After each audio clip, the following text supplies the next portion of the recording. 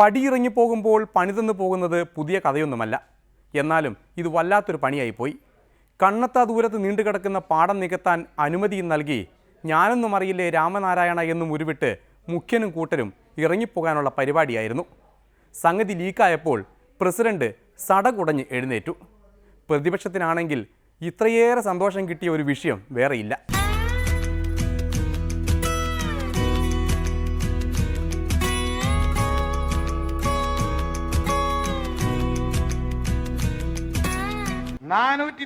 Acre കായലും നെൽവയലും നികത്താൻ അനുമതി കൊടുത്തിരിക്കുകയാണ്. കോടിക്കണക്കിന് ഉറുപ്പികളുടെ അഴിമതിയാണ്. കായലിനരികെ കൊടികൾ പറത്തി കുതിച്ചു പൊങ്ങിയ കമ്പനികൾ, കച്ചവടത്തിന് കച്ചമുറുക്കി കനത്തു നിൽക്കും കമ്പനികൾ.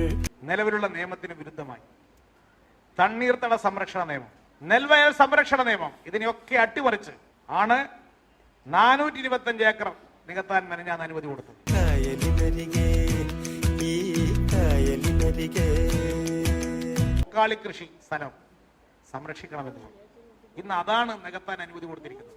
പാരിസ്ഥിതിക കാര്യങ്ങളിൽ എന്തെങ്കിലും ഒരു ബോധമുള്ളവർ ഇത്തരം ഒരു തീരുമാനമെടുക്കുമോ? ഈ അവസാന ദിവസം നോക്കി എല്ലാം മൂറ്റിയെടുക്കാൻ എടുത്ത തീരുമാനമാണ്. ബോംബെ കമ്പനി, മധുര കമ്പനി, എബി തോമസ് കമ്പനി. എന്തായാലും അതിന്റെ വിശദാംശങ്ങൾ ഞാൻ പരിശോധിക്കുന്നതാണ്.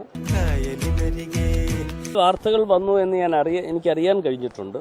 ഞാനതിൻ്റെ വിശദാംശങ്ങൾ നോക്കുന്നതിന് വേണ്ടി എൻ്റെ ഓഫീസിൽ ഞാൻ അതിനെ ചുമതലപ്പെടുത്തിയിട്ടുണ്ട്. അവരെന്നെ വിളിച്ചു പറയുന്നതനുസരിച്ച് ഞാൻ നിങ്ങളോടും പ്രതികരിക്കുന്നതാണ്. കച്ചവടത്തിന് കച്ചമുറുക്കി ഇതിന്റെ വിശദാംശം നോക്കിയതിന് ശേഷം മാത്രം ഞാൻ പ്രതികരിക്കും.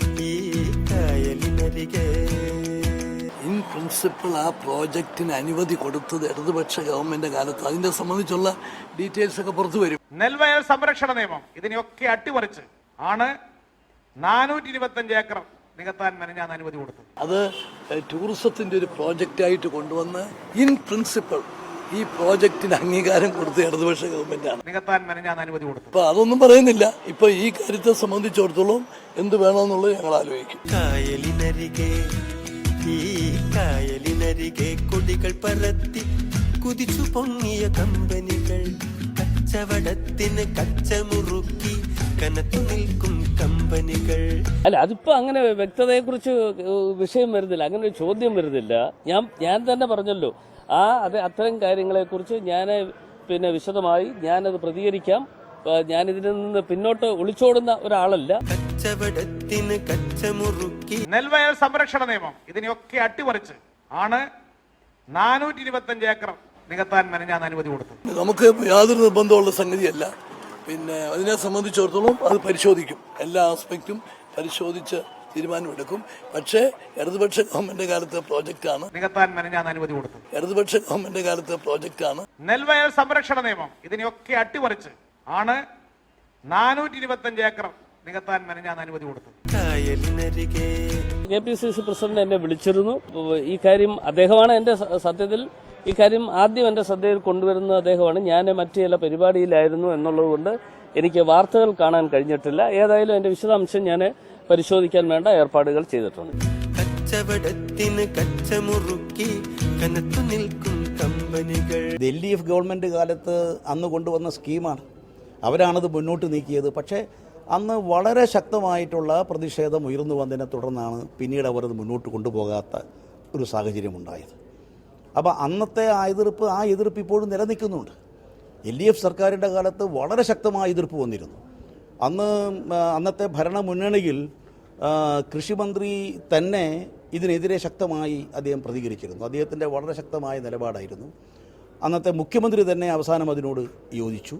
പക്ഷേ അന്ന് വ്യവസായ മന്ത്രിയും മറ്റു ചില മന്ത്രിമാരും ഇത് വേണം എന്നുള്ള നിലപാടാണ് സ്വീകരിച്ചിരുന്നത്. നെൽവയൽ സംരക്ഷണ നിയമം ഇതിനെയൊക്കെ അട്ടിമറിച്ച് ആണ് 425 ഏക്കർ നികത്താൻ മെനഞ്ഞാന്ന് അനുമതി കൊടുത്തത്. കായലിനരികെ ഈ കായലിനരികെ ഞങ്ങളൊക്കെ പ്രതിഷേധ ശബ്ദം ഉയർത്തുന്നതിലുണ്ടായിരുന്നു.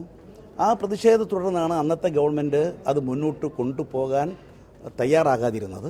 425 ഏക്കർ നികത്താൻ മെനഞ്ഞാന്ന് അനുമതി കൊടുത്തത്. കച്ചവടത്തിന് കച്ചമുറുക്കി ഇപ്പോഴും ആ പദ്ധതിക്ക് യാതൊരു പ്രസക്തിയുമില്ല. അന്ന് ഉന്നയിച്ച അതേ പ്രശ്നങ്ങൾ അവിടെ നിലനിൽക്കുന്നുണ്ട്. അതുകൊണ്ടാണ് ഗവൺമെന്റിന്റെ ശ്രദ്ധയിൽ ഇത് വന്ന സന്ദർഭത്തിൽ തന്നെ ഞങ്ങളൊക്കെ ഗവൺമെൻറ് ശ്രദ്ധയിൽപ്പെടുത്തി. ഞാൻ അനുമതി കൊടുത്തു. ഇല്ല, തെരഞ്ഞെടുപ്പിന് മുമ്പ് ഇങ്ങനെ പല ഫയലും വരാറുണ്ടല്ലോ. അപ്പൊ എല്ലാ ഫയലുകളെ കുറിച്ചും കൃത്യമായി ഓർമ്മയിൽ നിൽക്കണമെന്നില്ല. എന്ത് പറ്റി? മുടിയൊക്കെ കൊഴിയുന്നുണ്ടല്ലോ. എന്തെണ്ണ തേക്കുന്നേ? ഓർമ്മയില്ല. ഓർമ്മശക്തി കുറയും. പ്രായമായവരെയല്ലേ. വലിയ ചന്ദനാദി എണ്ണ ബെസ്റ്റാ. ഓർമ്മശക്തി കൂടും, നല്ല ഉന്മേഷം കിട്ടും. അന്ന് അനുമതി കൊടുത്തിരുന്നെങ്കിൽ എന്തുകൊണ്ട് ഇന്നുവരെ അത് കണ്ടെത്തിയില്ല എന്നതാണ് വലിയ ചോദ്യം. പിന്നെ പ്രസിഡന്റ് പറഞ്ഞതിൽ എല്ലാമുണ്ട്. കഴിഞ്ഞ സർക്കാർ അനുമതി കൊടുത്ത കലാപരിപാടി അന്ന് നിർത്തിവെച്ചു. ഇന്നിപ്പോൾ ആരും അറിയാതെ കർട്ടൻ വലിച്ചു. വീണ്ടും ഭരണത്തിൽ വന്നാൽ ഊട്ടി, ഇടത് ഭരണത്തിൽ വന്നാൽ ചട്ടി. ഒപ്പം ഇടതിനെ വളഞ്ഞിട്ട് പണിയാനുള്ള ഒത്ത അവസരവും. കോടിയേരിയോടാ കളി, അല്ലെങ്കിൽ വേണ്ട ഈ കോടിയേരിയോടും സുധിയോറിനോടുമാ കളി. ഒരിടവേള എടുക്കുകയാണ്. അത് കഴിഞ്ഞ് ഒരു ഉദ്ഘാടനം കൂടിയുണ്ട്. ഉമ്മൻചാണ്ടി പോകുമ്പോൾ കാറിനകത്ത് നിരവധി തറക്കല്ലുകൾ ഡിക്കിയിലിട്ടിട്ടാണ് യാത്ര.